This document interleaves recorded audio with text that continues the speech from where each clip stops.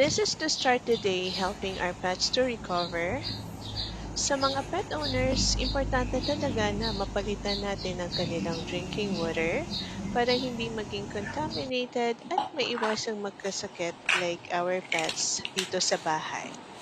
So here I am preparing their meds. So basically, tatlo silang may sakit.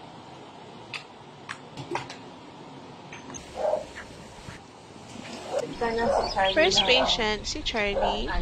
So, meron kasi siyang habit na tikman yung ihi ng kapwa niya dogs.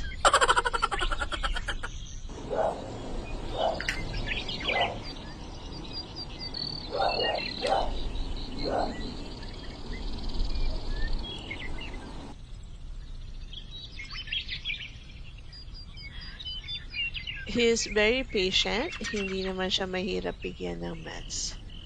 Very good. That's Brava, by the way.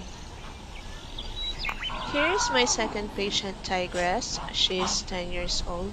Ano siya, may ubo at sipon. So, pinapakalma ko muna siya para she would feel at ease to administer her meds.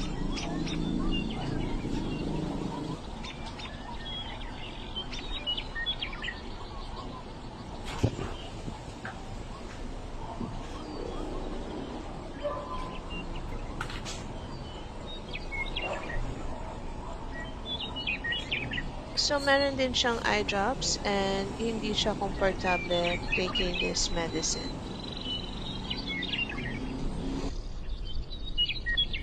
Okay, very good. Very good, Bebe. Okay, we're done. So, dito, tinatawag ko si Bruno. Luna! He knows it's his medicine time, so isang tawag lang lalapit na. He's very docile. He gets sick dahil nakainom siya ng contaminated water. So here, kailangan kong ibuka yung bunganga niya para maibigay ko yung tablet. At yun, nainom naman. Very good. He's a very good dog. So that's Mommy, by the way. Yung cute na aso na tumataho sa likod.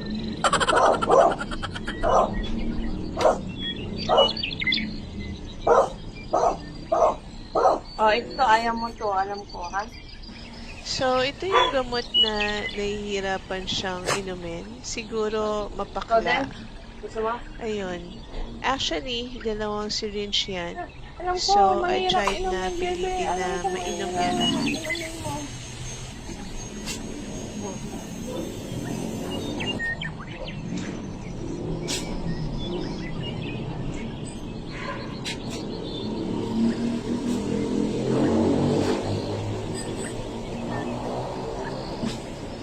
Okay na? Ah, Good very boy, good. Bruno. Very good. That's it, by the Ano? way. Very good. Bye!